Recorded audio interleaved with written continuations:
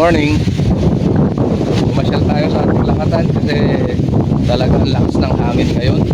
Titingnan natin siya kasi nakabahan tayo. Kahit na sabihing naka-insured siya, kailangan pa rin natin na talagang dapat maiwasan natin yung pagkatumba. Kaya lang dahil sa sobrang lakas ng hangin, hindi natin talaga mapigilan kahit sabihing may mga tuhod na siya, talagang may mga natutumba pa rin. So kung mapapansin nyo naman, marami na rin kami tinalasan. Katulad nitong isang to, ayan, tinalasan yan, tinanggalan yan ng dahon. Tapos yung sunod na yan, ayan o. Kung hindi namin yan tinalasan, malamang tumba na yan kahit pa sabihin na meron siyang tukod. So yun yung mga adjustment na ginagawa natin. At kaya sineshare ko to, ay makikita nyo naman kung kailan may bunga na, kung hindi natin tunukuran ay saka siya siguro matutumba. So hindi natin may iwasan yung gantong pagkakataon kasi talagang kalikasan.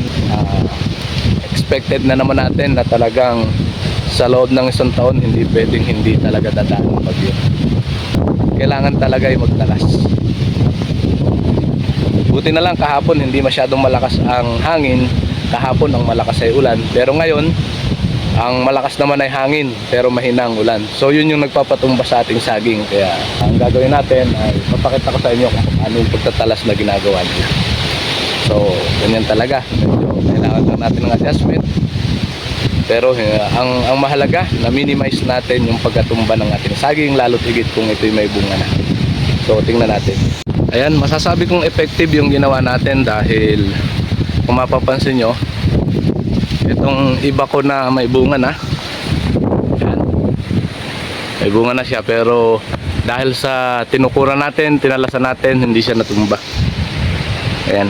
Kasi kitang-kita naman natin malalaki ng ating saging. Kaya ang dapat naman na maiwasan natin ay yung matumba ito.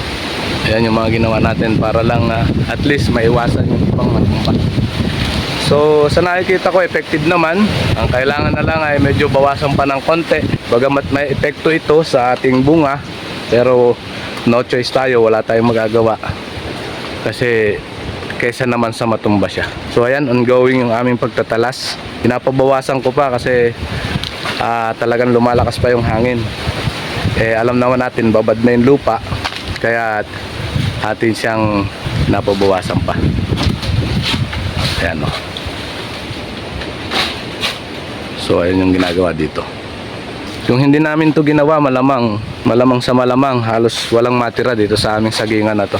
Kahit pa paano, malaking bagay yung ginagawa namin na pagtatalas. At kung mapapansin nyo naman, may mga bunga na sila. Kailangan lang ay huwag siyang matumba, and then susuportahan talaga natin ang abono para sa ganun lumusot. At kahit pa paano gumanda pa yung ating saging. Binawasan na nila ito, pero dahil sa malakas ang hangin, pinapabawasan pa ulit natin. Buti na yung masigurado natin na hindi sila matumba.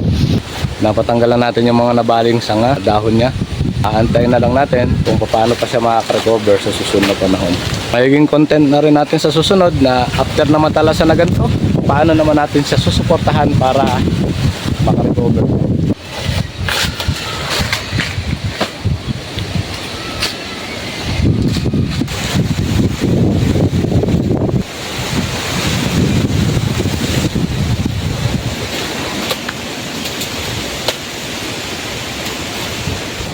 Ayan, may mga bunga na siya.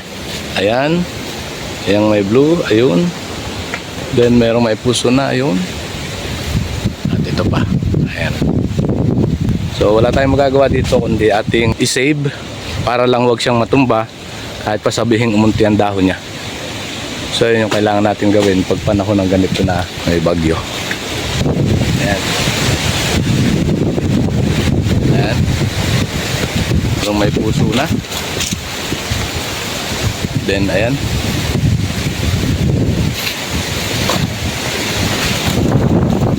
Okay.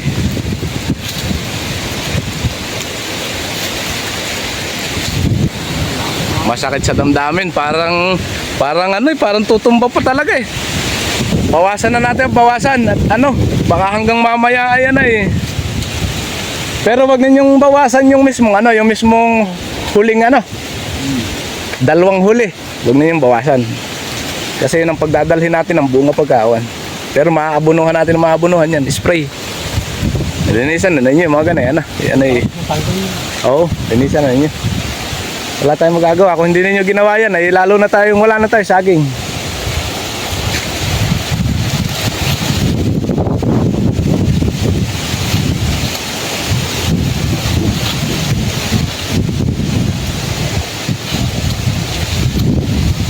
Yan, hindi talaga natin napigilan kasi talagang medyo mataas ang lugar. Ayun. Then ito. Pati malapit na silang bumunga. Ito yung isa. Ayun. Na-minimize namin yung damage dun sa aming sagingan. Kasi kung matutumba naman siya, lalong wala tayong mapapakinabangan. Kaya minabuti namin na magtalas. Magandang kalakas ang hangin, tapos hindi matatalasan, matutumba at matutumba ang ating halaman.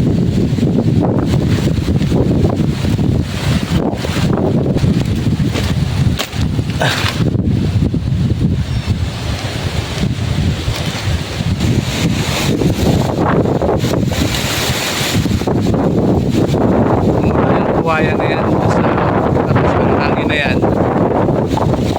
Ayan, panigurado tumba ng ating saging. At ayun pa yung isa. Kung wala yung ating mga kawayan, siguradong tumba na sila. Kaya tuloy lang kami sa pagtatalas para ma-save natin ang ating mga halaman.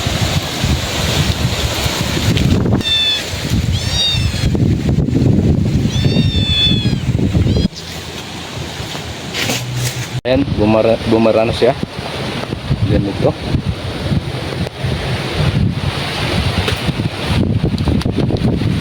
Saka ito.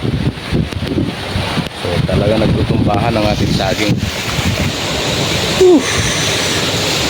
Binubugbog ang ating sagingan. Parang disaster na nangyari sa saging natin. So tuloy lang. Kaya ganito naman talaga tayo lagi na na-expect na rin natin na tayo dadaanan ng bagyo. At least talagang yun yung mahirap sa paglalakad natin.